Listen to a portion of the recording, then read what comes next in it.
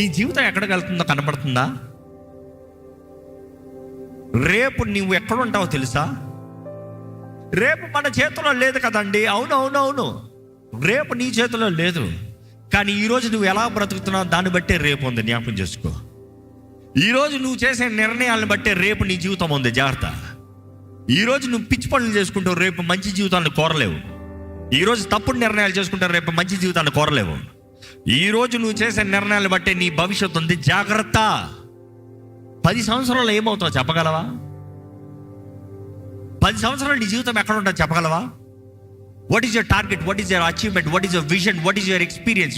What is that your studying? What is that your doing? What is that your working hard for? What is it?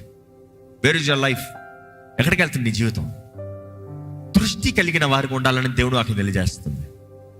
దృష్టి లేక నా ప్రజలు నశించిపోతున్నారన్న మాట Bible తెలియజేస్తుంది.